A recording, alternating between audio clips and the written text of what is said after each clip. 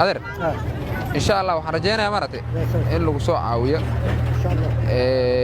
numberkaagana waan qoranaa ku soo qoran insha Allah diila yiraahdo Allah ku caafiyo adeer insha Allah ya adeer waa fadhilah xaga fadhiisana Aabe Maxamed waxa uu kamid yahay dadka ka soo cararay abaaraha ka jira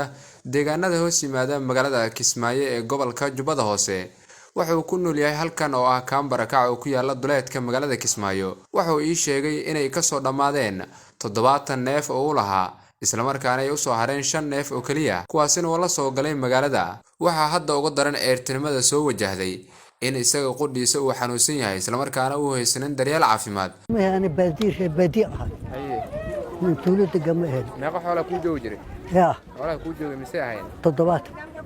وهي هذا بنانك جو هذا دين تسوى مسكحدين واقدومه وكا وكا دواتي كانت مكالادين شنف اكثر واقت وكا لحدن الشنف مكالادين واجيت واقت وكا ابارتي ساميس واقت وكا والله بيوبدناين يا هلا ما حتى اريجين واكوبي لودن وادمات واقت وكا هذا هو سيسو عرفتو مغالada وما حسوبها دور ما وعرها يا واقت وذلك ما ايشا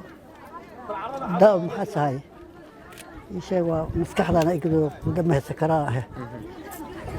yaa meesha dadka inta hadda ku nool ma kamid ahayd kaamkan ha waa waxay u horeeyay ma jeeta maalka la furaana gal واقت ani waayahay ha gali waayahay inta dab gadaal ka amaad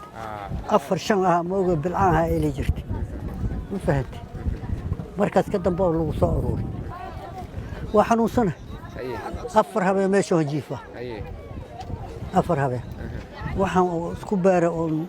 isku cirbaday waawa waka number malada telefoon ha numberkaaga sheeg lambarkay waxa waaye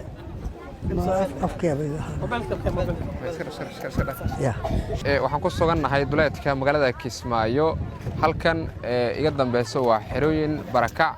waxaana ku nool dad ka soo cararay abaaraha ka jira deegaanada hoos yimaada magaalada Kismaayo Aabe Maxamed wuxuu ka mid yahay dadka ay abaartu saameysay isla markaana wuxuu ii sheegay 7 neef oo u joogtay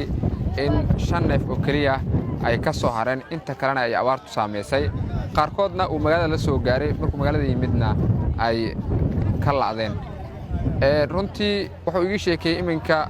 xoolihii ka soo dhamaaday inay ugu daran tahay in uu xanuunsan yahay isla markaana xaaladiisa ay tahay mid aad u liidata wuxuuna ummadda Soomaaliyeed ka codsaday inay soo caawiyaan isla markaana ay gargaar u fidiyaan aabbahan ay saameysay abaarta hantidiisina meel cidla ka taagan maanta adeer insha Allah waxaan rajeynayaa maartay in lagu soo caawiyo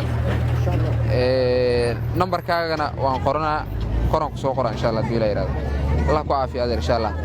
ya adeer waa fadhilah xaga fadhiisana Ismaaciil Bilse telefishinka Somali Cable